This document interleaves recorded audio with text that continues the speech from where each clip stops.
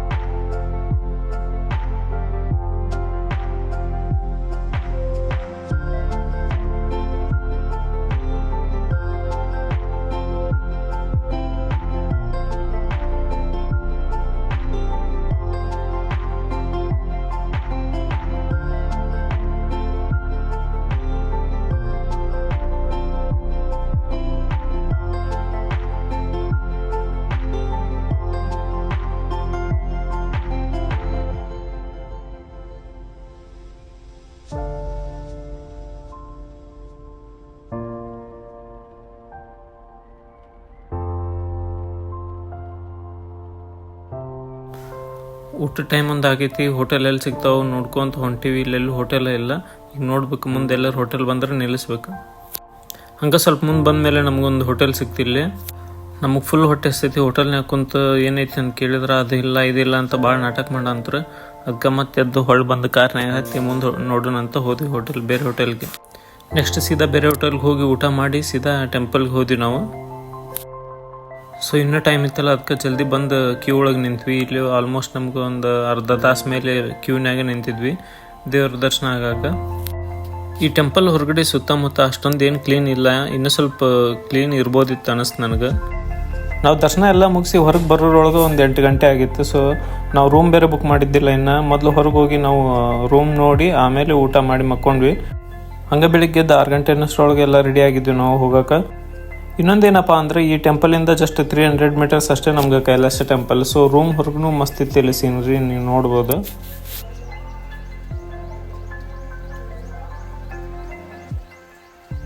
ಎಲ್ಲರೂ ಎದ್ದು ಜಳಕ ಮಾಡಿ ರೆಡಿಯಾಗಿ ಹೋಗೋದ್ರೊಳಗೆ ಒಂದು 6-6:30 ಆಯ್ತು.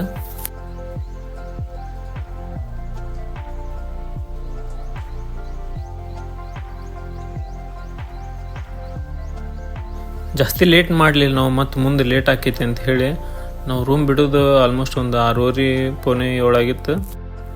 ನೋಡ್ರಿ, ಬೆಳಗ್ಗೆಯಿಂದ ಮಳೆ ಕಂಟಿನ್ಯೂ ಐತಿ. ನಾವು ಅಂದ್ಕೊಂಡಿದ್ವಿ ಇಲ್ಲಿ ಮಳೆ ಇದ್ದಿಲ್ಲ ಅಂದ್ರೆ ಇವತ್ತು ಅಟ್ಲೀಸ್ಟ್ ರೇನ್ಕೋಟ್ ಮತ್ತು ಛತ್ರಿ ಬಿಟ್ಟು ಆರಾಮ್ ಅಡ್ಡಾಡ್ಬೋದು ಅಂತ.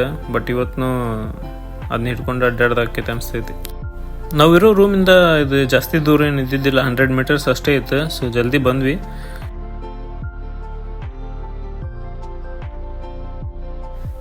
ಇಲ್ಲೇ ಟೆಂಪಲ್ ಹತ್ರ ಪಾರ್ಕಿಂಗ್ ಐತಿ. ಐ ಥಿಂಕ್ ನಾವು ಸೆಕೆಂಡ್ ಅನ್ಸುತ್ತೆ. ಆಲ್ರೆಡಿ ಒಂದು ಕಾರ್ ಬಂದೈತಿ. ಇಲ್ಲೇ ಕಾರ್ ಪಾರ್ಕ್ ಮಾಡಿ ಒಂದು 100 ಮೀಟರ್ಸ್ ನಡ್ಕೊಂತ ಬಂದ್ವಿ ಇಲ್ಲಿ ಮೇನ್ ಗೇಟ್ ಹತ್ರ ಟಿಕೆಟ್ ತಗೊಳಕ.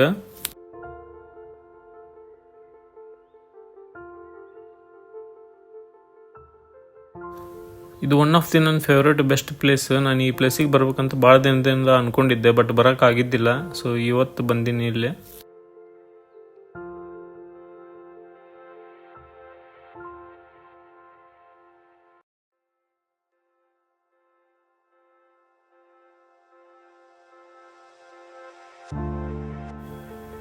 ಈಗ ನಾವು ಮೇನ್ ಗೇಟ್ನಾಗಿಂದ ಒಳಗೆ ಬಂದ್ವಿ. ಇಲ್ಲಿ ಮುಂದೆ ಹೋಗಿ ಲೆಫ್ಟ್ ಟಿಕೆಟ್ ಸೆಂಟರ್ ಐತಿ, ಟಿಕೆಟ್ ತಗೋಬೇಕು.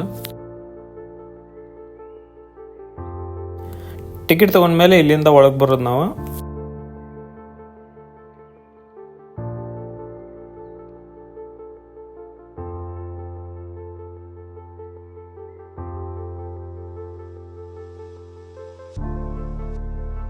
ನಾನೊಂದೊಂದು ಹಳೆ ವಿಡಿಯೋದಾಗೂ ಕೇಳಿದ್ದೆ ಈ ಹುಳಕ್ಕೆ ಕನ್ನಡದಾಗ ಏನಂತಾರ ಅಂತ ಹೇಳಿ, ಬಟ್ ಯಾರು ಕಮೆಂಟ್ ಮಾಡಿಲ್ಲ. ಬಟ್ ನಾ ಇವತ್ತು ಹೇಳ್ತೀನಿ, ಈ ಹುಳಕ್ಕೆ ಕನ್ನಡದಾಗ ಬಸವನ ಹುಳ ಅಂತಾರ, ಇಲ್ಲ ಶಂಕದ ಹುಳನೂ ಅಂತಾರ. ಎಂಟ್ರೆನ್ಸ್ ಇಂದ ಒಂದು 100-200 ಮೀಟರ್ಸ್ ನಡ್ಕೊಂಡು ಬಂದ್ವಿ. ಆಮೇಲೆ ಇಲ್ಲಿ ಐತಲ್ಲ ಇದ ಮೇನ್ ಟೆಂಪಲ್. ಮಳೆ ಇರೋದ್ರಿಂದ ಚಂದನು ಕಾಣವಂತೈತಿ, ಬಟ್ ಎಲ್ಲ ಕಡೆ ಛತ್ರಿ ಹಿಡ್ಕೊಂಡು ಅಡ್ಡಾಡ್ದಾಕೈತಿ ಇವತ್ತು.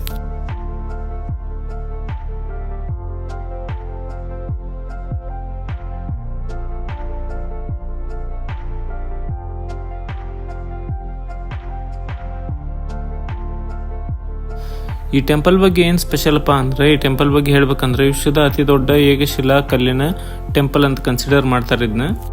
ಸಿಂಪಲ್ ಆಗಿ ಎಲ್ಲರಿಗೂ ಅರ್ಥ ಆಗೋಂಗೆ ಹೇಳ್ಬೇಕಂದ್ರೆ, ಒಂದು ದೊಡ್ಡ ಕಲ್ಲೊಳಗೆ ಈ ಗುಡಿ ಕೆತ್ತಾರ.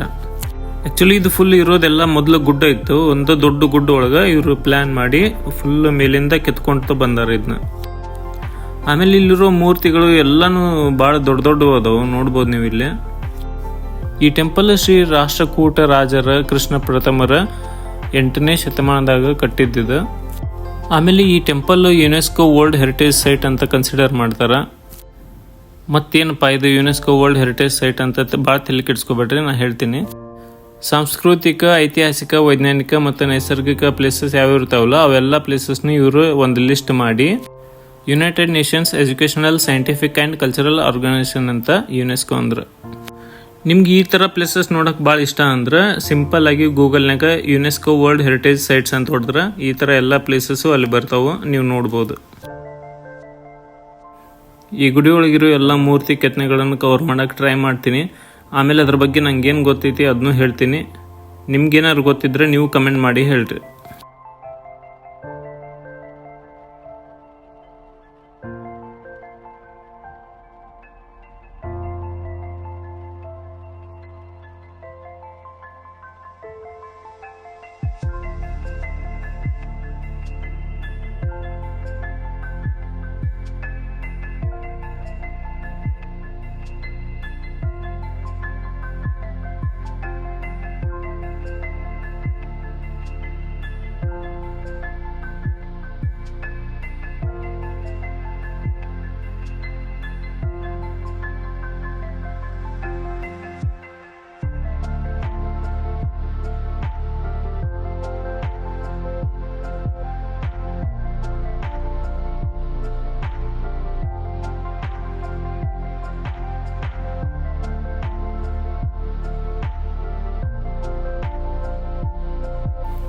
ಇನ್ನೊಂದು ಏನಪ್ಪ ಅಂದರೆ, ಈ ಗುಡಿ ಒಳಗೆ ಕೆತ್ತನೆ ಕೆತ್ತಾರಲ್ಲ, ಎಷ್ಟು ಡೀಟೇಲ್ ಆಗಿ ಕೆತ್ತಾರಂದ್ರೆ ಮಹಾಭಾರತದಾಗ, ರಾಮಾಯಣದಾಗ ನಡೆದಿದ್ದು ಒಂದೊಂದು ಇನ್ಸಿಡೆಂಟ್ನು ಕಲ್ಲು ಒಳಗೆ ಕೆತ್ತಿ ತೋರ್ಸ್ಯಾರ ಇವ್ರು. ನಾನು ಈ ವಿಡಿಯೋ ಒಳಗೆ ಮುಂದೆ ತೋರಿಸ್ತೀನಿ, ಮಿಸ್ ಮಾಡ್ಕೋಬೇಡ್ರಿ.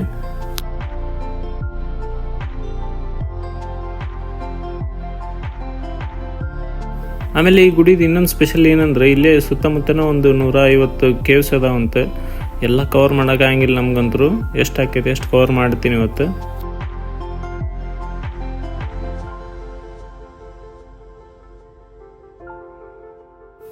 ಮಳೆ ಬರೋವಂಥದ್ದು ಒಂದೇನು ಚಲೋಪ್ಪ ಅಂದರೆ, ಈ ಕೆತ್ತನೆಗಳು ಕೆತ್ತಿದ್ದು ಎಲ್ಲ ಸ್ವಲ್ಪ ಡೀಟೇಲ್ ಆಗಿ ಕಾಣ್ತಾವೆ. ಬ್ಯಾಸಿಗೆ ಒಳಗೆ ಬಂದರೆ ಸ್ವಲ್ಪ ಎಲ್ಲ ವೈಟ್ ಟೈಪ್ ಕಾಣುತ್ತೆ, ಡೀಟೇಲ್ ಆಗಿ ಕಾಣಲ್ಲ ಅಷ್ಟೆ.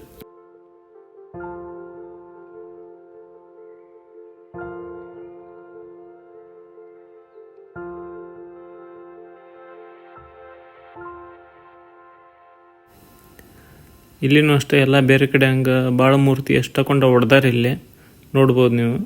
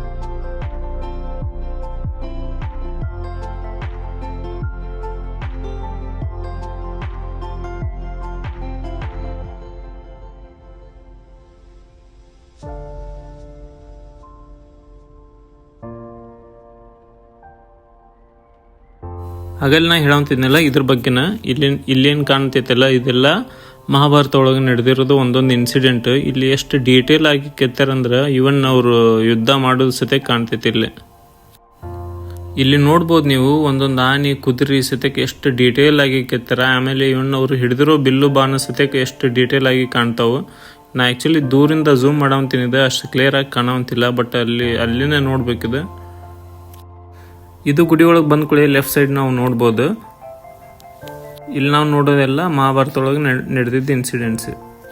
ಹಿಂಗೆ ಸೇಮ್ ರೈಟ್ ಸೈಡ್ನೂ ಐತಿ. ರೈಟ್ ಸೈಡ್ ನಾವು ರಾಮಾಯಣ ಒಳಗೆ ನಡೆದಿದ್ದ ಇನ್ಸಿಡೆಂಟ್ ನೋಡ್ಬೋದು. ಅದನ್ನ ಮುಂದೆ ತೋರಿಸ್ತೀನಿ. ಈಗ ನೋಡೋಣ ಬರ್ರಿ ಮುಂದೆ.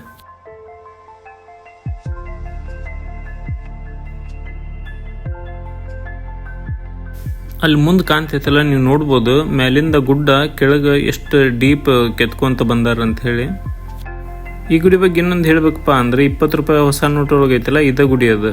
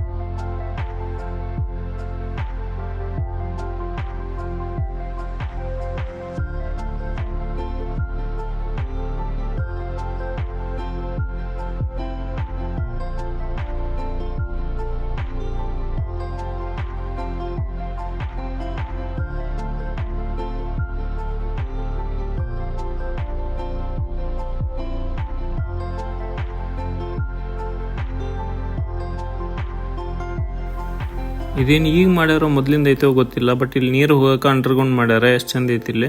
ಯಾಕಂದ್ರೆ ಇದು ಫುಲ್ ಗುಡಿ ಇರೋದ ಕಲ್ನಾಗ ಐತಲ್ಲ, ಸೊ ನೀರು ಬಂದ್ರೆ ಎಲ್ಲರ ಹರಿದೋಗ್ಬೇಕಂತ ಇದು ಮೊದಲೇ ಪ್ಲಾನ್ ಮಾಡಿರ್ಬೇಕು ಅವರು.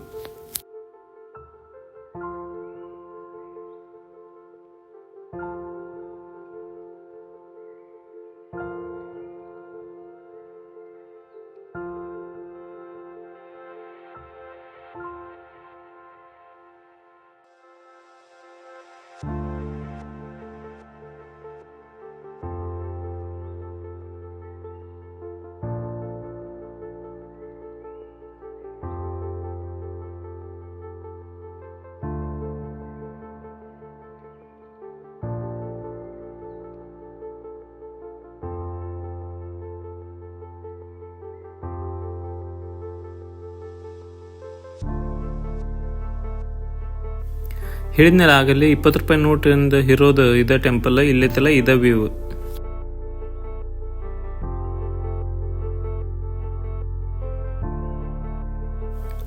ಈಗ ನಾನು ಟೆಂಪಲ್ ರೈಟ್ ಸೈಡ್ ಬಂದೆ. ಇಲ್ಲೇನೈತಲ್ಲ ಈಗ ನೀವು ನೋಡ್ಬೋದು, ಇಲ್ಲೆಲ್ಲ ರಾಮಾಯಣ ಒಳಗಾಗಿದ್ದ ಇನ್ಸಿಡೆಂಟ್ಸ್.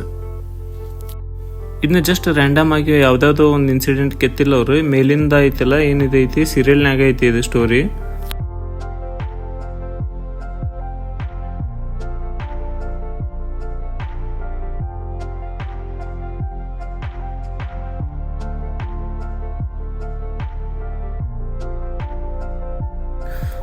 ಫಸ್ಟ್ 2 ಲೈನ್ ನಂಗೆ ಅಷ್ಟು ಅರ್ಥ ಆಗ್ಲಿಲ್ಲ, ಬಟ್ 3rd ಲೈನಿಂದ ನೀವು ನೋಡ್ಬೋದು ಇಲ್ಲೇ ಬಂಗಾರದ ಮಾಯಾ ಜಿಂಕೆ ಅಂತಾರಲ್ಲ ಅದನ್ನ ನೋಡಿ ಸೀತೆ ಲಕ್ಷ್ಮಣ ರೇಖೆ ದಾಟಿ ಹೊರಗೆ ಬಂದಾಗ ರಾವಣ ಆಕಿನ ಅಪಹರಣ ಮಾಡ್ಕೊಂಡು ಹೋಗ್ತಾನ.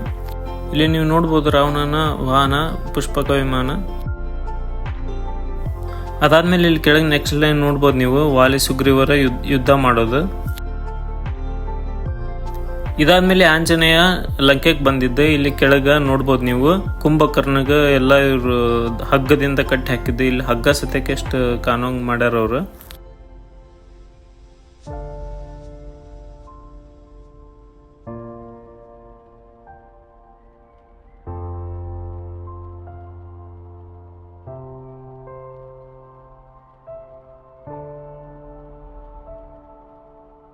ಅದಾದ್ಮೇಲೆ ನೆಕ್ಸ್ಟ್ ಲೈನ್ ನೀವು ನೋಡ್ಬೋದು ಇಲ್ಲಿ ಆಂಜನೇಯ ರಾವಣನ ಎದುರಿಗೆ ತನ್ನ ಬಾಲದ ಮೇಲೆ ಎತ್ತರಗ ಕುಂತಿರ್ತಾನಲ್ಲ ಅದು ಇಲ್ಲೈತಿ.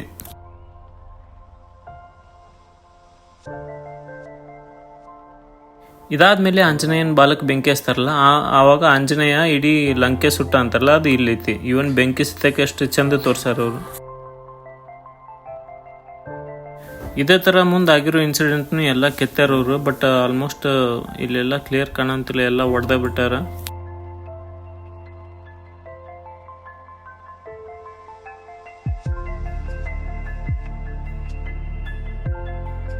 ಆ್ಯಕ್ಚುಲಿ ಇದಿಷ್ಟು ದೂರ ಐತಿ, ಆಮೇಲೆ ಮೇಲೂ ಐತಿ. ನಾನು ಅದಕ್ಕೆ ಝೂಮ್ ಮಾಡಿ ತೋರ್ಸಂತಿದ್ದೆ, ಅದಕ್ಕೆ ಅಷ್ಟು ಕ್ಲಿಯರ್ ಕಾಣಂತಿಲ್ಲ ಅದು.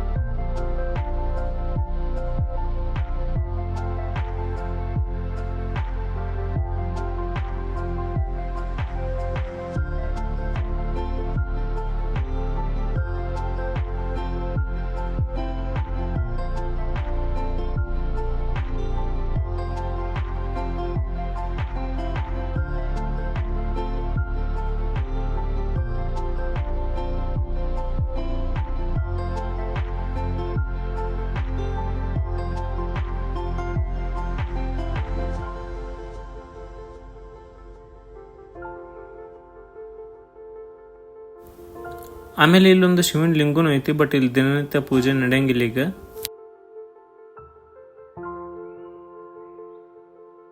ಆಮೇಲೆ ಇದ ಗುಡಿ ಒಳಗೆ ಫಸ್ಟ್ ಫ್ಲೋರ್ನು ಐತಿ. ಈಗ ನಾವು ಮೇಲೆ ಬಂದ್ವಿ ಕೆಳಗಿಂದ.